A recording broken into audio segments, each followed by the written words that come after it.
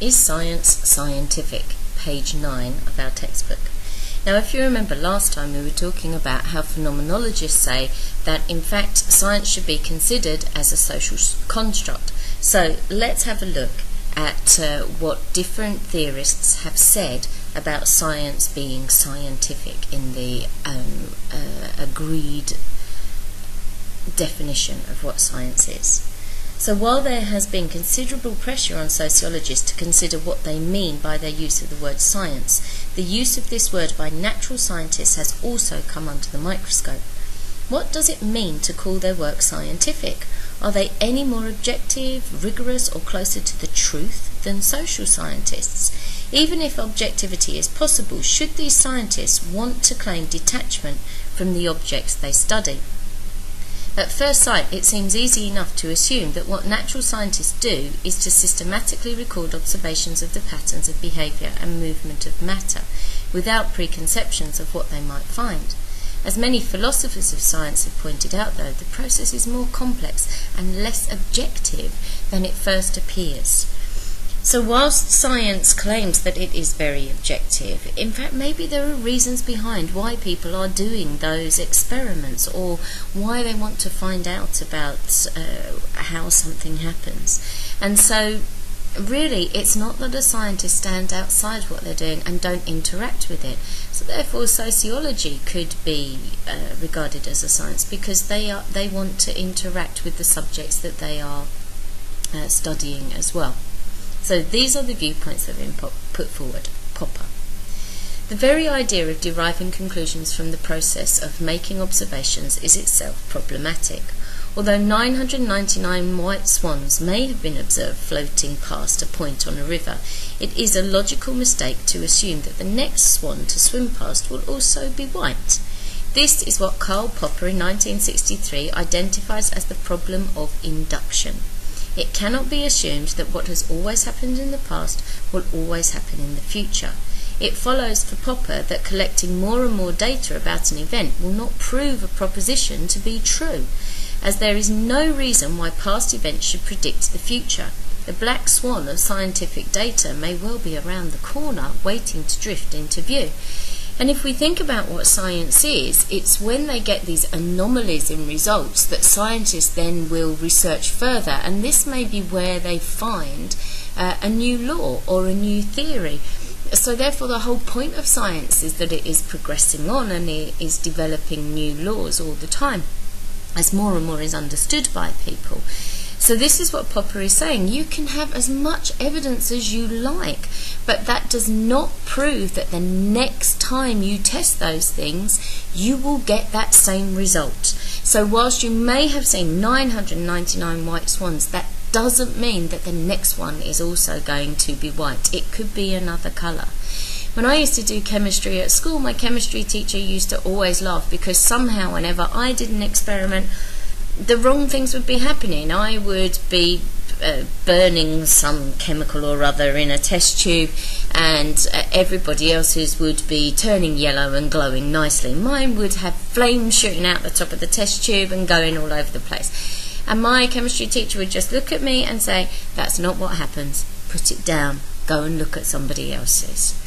Now actually maybe I was making some new chemical discovery, but unfortunately what he wanted me to learn had to fit with what the syllabus said. Maybe I should have been famous as a great scientist, a great chemist, but unfortunately because my chemistry teacher was taking that view of this is the right answer, it can't be anything else, nothing new was discovered. Okay, and Popper is saying you can't make assumptions just because you have all of this data. There could always be something else around the corner.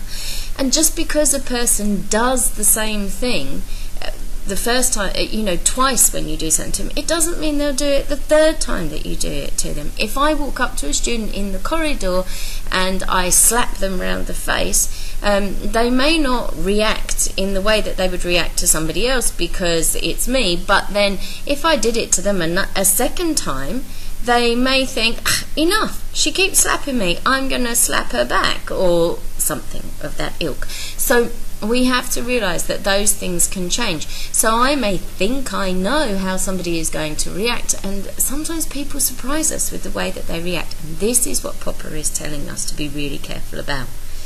Instead, Popper argues that scientists should proceed by looking not for the proof of their hypothesis, but for their disproof. Although it cannot be proved that something is true, only that something has always happened that way in the past, the best evidence will be that it has not yet been disproved or falsified. Now, if you look at the arguments for the existence of God, people will get... there are all sorts of theories on this, but actually believing in God is about faith. So if a scientist wants to disprove the existence of God, that's what they have to do.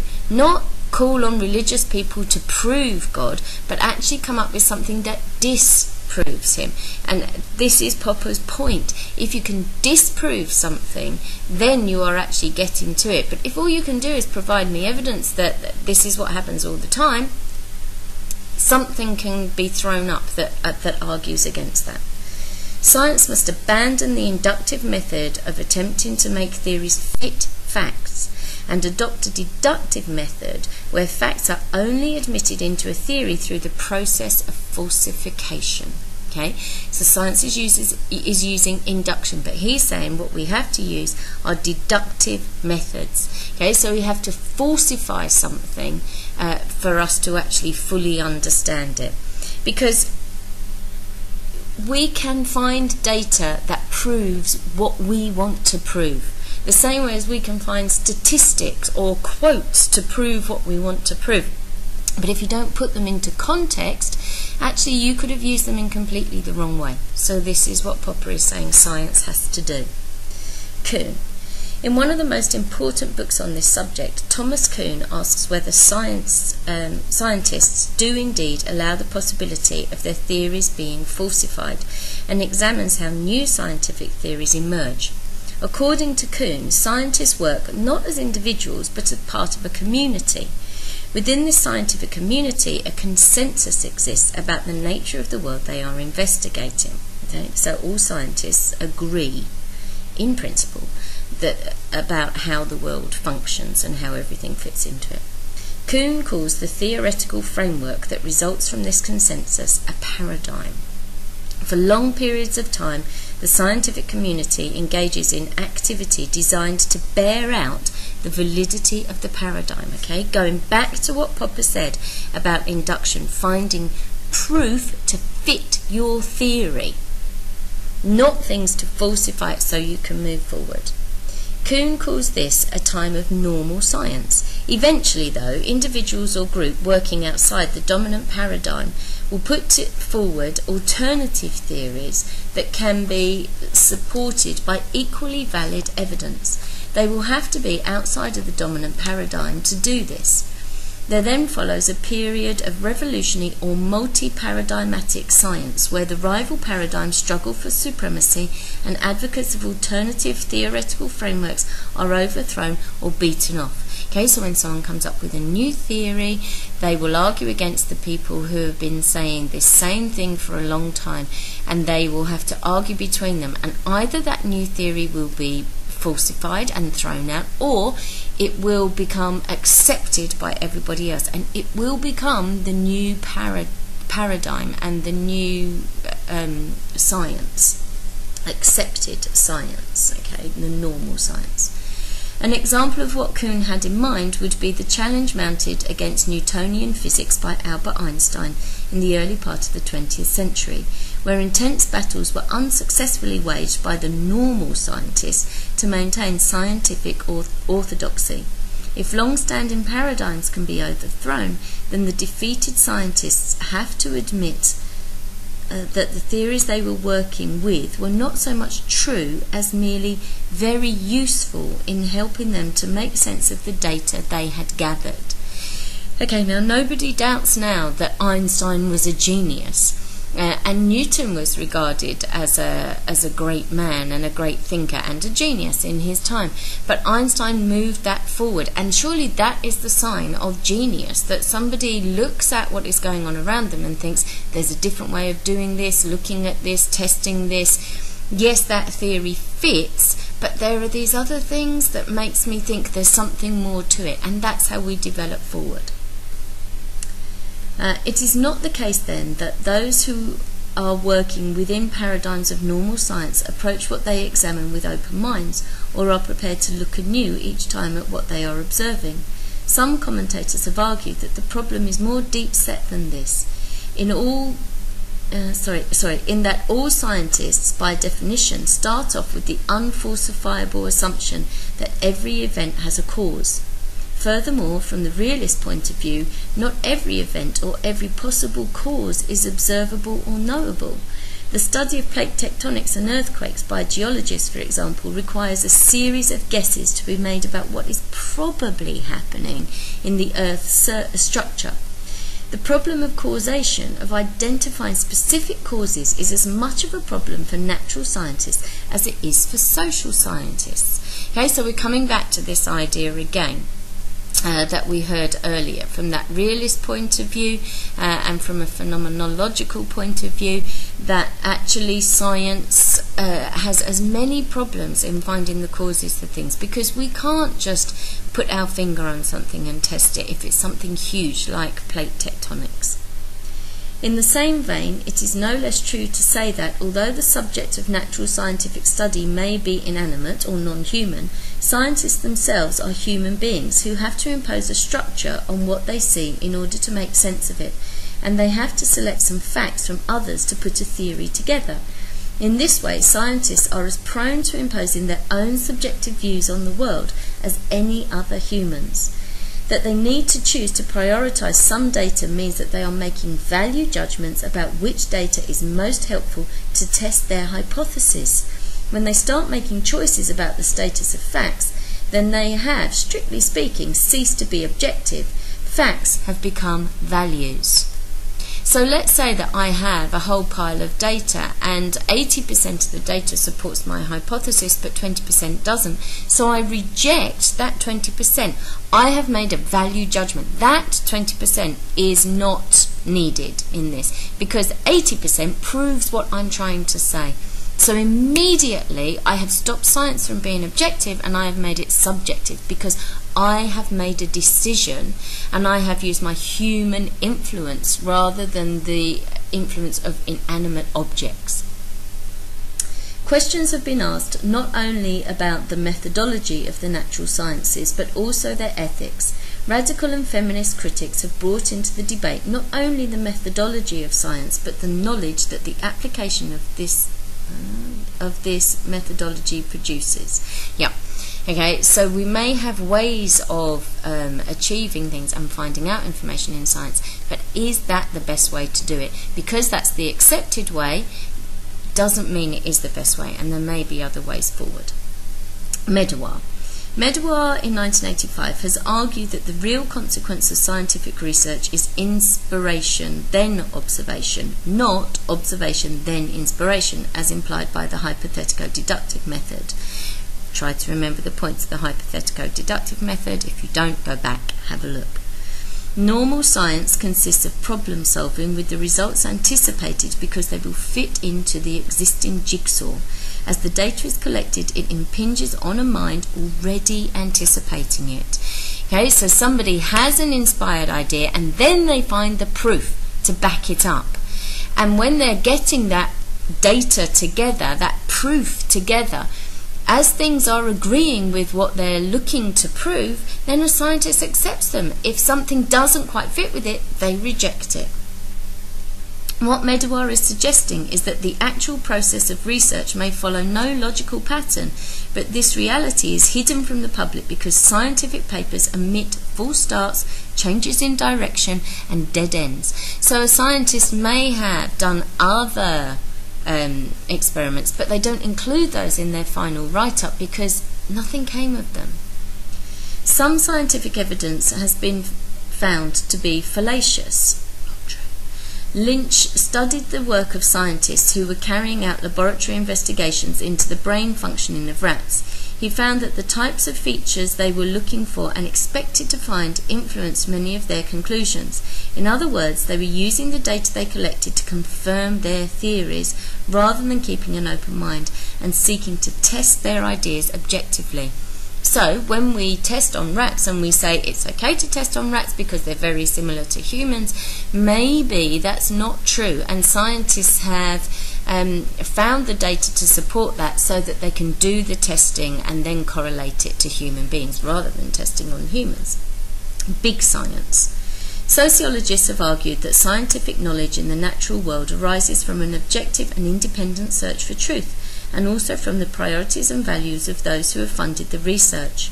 For Leslie Sklair, what most people think of as scientific knowledge is better thought of as big science, research undertaken to further the control and interests of the military-industrial state over its people. So what funds scientific research? Okay, if the government will provide large amounts of money for research into arms development, then those are the things that scientists are going to look at. There may be a scientist who's working really hard to find a cure for an obscure form of cancer, let's say, but they won't get the funding for that because the government don't see, or big businesses and companies do not see the validity in that research, and so that research will be lost. So science is controlled by what works best for society. Examples of this would include research into space and weapons technology, or business-led research into systems whose sole aim is profit maximisation. The resulting popular image is of scientists as men in white coats developing large-scale and impersonal structures on multi-billion-pound projects without regard for how their creations will be used. Their technology is thought to be part of an objective science because of the power and prestige of those who fund them. Their concerns are thought to be our concerns. So there may be things that we want to know in science, and there may be things that scientists want to know, but they cannot get the funding for it, and so those things are lost. And so this is our problem, and Leslie Sklair particularly looks at this. Science and ideology. Feyerabend in 1998 argues that scientists have no special method and that they frequently change what they are doing and the approach used. He suggests that science is basically an ideology completely shaped at any moment in time by its historical and cultural context. Despite scientists' claims to the contrary, the rule in science is that anything goes. So at this point in time, this may be the popular way to test something, but 10 years later, something else may have been developed and it will be tested in a different way. So he's saying there's actually no set ideology to science. It goes with what is right at the time. It goes with the flow and the development of things. Support for this view comes from Gom's study of Darwin's theory of evolution. Roger Gom argues that Darwin's views about evolution and natural selection were poorly supported by the available evidence, and in some respects were clearly not true. Nevertheless, Darwin's ideas gained widespread support in the 19th century because they fitted closely with the ideologies of dominant social groups in Britain. For example, the idea of survival of the fittest and natural selection could be used to justify the free market capitalist system and the harsh treatment of the poor. So Darwin's theories of evolution fitted, and they were perfect for that time in society. If you look at functionalism, to be honest, as far as sociology is concerned, and some of the ideas that Talcott Parsons put forward in the 1960s, they fitted with the ideology of American culture, of a family with 2.4 children and a white picket fence, and therefore they became popular. So sociology fits into this idea that Feyerabend is putting forward as well. If science fits with what society is looking at that time and the powers that be are looking at, then it will be taken on and approved. Feminism. For feminists, science is a male world from which women have always been excluded. Now there's a surprise. Scientific achievements and scientific knowledge reveal only male priorities in which nature, always characterized as female, has to be brought under control. Areas of traditionally female knowledge of previous centuries, such as healing and midwifery, have become the brutal male domains of medicine and obstetrics. Okay, so things that were always left to women to deal with, now men have taken over and are dominating through scientific advancement. For Hilary Rose, it is a male science that has brought about the mechanisation of childbirth through routine induction, massive pollution of the environment, and the ultimate terror of nuclear holocaust, as well as forms of contraception based on controlling women's rather than men's fertility. Okay, so why is there nothing that a man takes that alters the chemical balance in their body, but for women to use birth control, they actually have to talk about taking something into them that changes the chemical balance in their body. And this is because these things have been developed by men. In the same way, giving birth. Now, if you actually go back to creation stories in the Bible, the punishment for humans when they sin against God is that men have to work the land hard and women have to have pain in childbirth. Men worked on getting rid of that problem in working the land by developing the machinery. Pain in childbirth is still there. But there are obviously now many medical advances to help with that, but that took a lot longer, and this is that male dominance of science, not approaching things from a female point of view and thinking about what will help that part of society. Male science is not objective if objectivity is thought only to concern how scientific research is done and not the reason why that research came into existence or what the social consequences are. Sandra Harding states that defining what is in need of scientific explanation only from the perspective of bourgeoisie white men's experiences leads to partial and even perverse understandings. An androcentric, male-centered picture of nature and social life emerges from the testing by men of hypotheses generated by what men find problematic in the world around them. Okay, so everything is only from a male perspective, and therefore our understanding of science is a male perspective, and we need females to come into this to be able to change things a bit.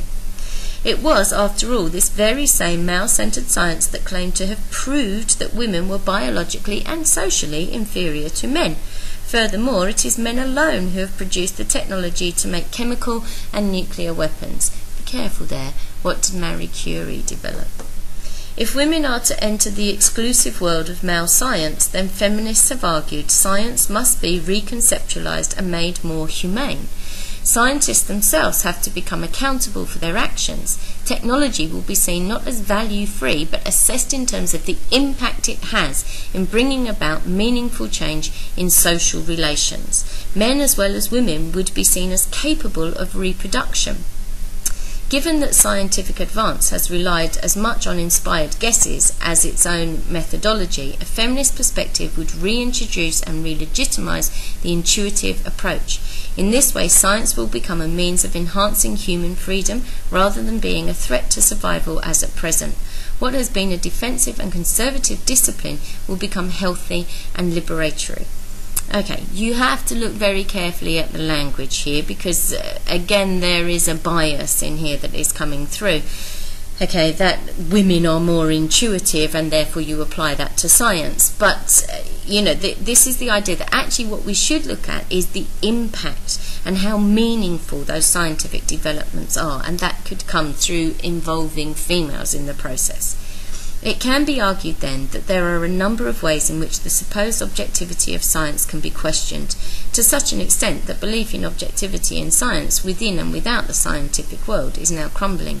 If this is the case, then it begs the question of the status of sociology as a social science, conceived specifically to emulate the achievements and aspirations of natural science. So why should sociology want to be like natural science? There are biases in it, there are areas of society who aren't included in it, so why would we want to do that? And in fact, maybe science is lying when it tells us that it is really objective.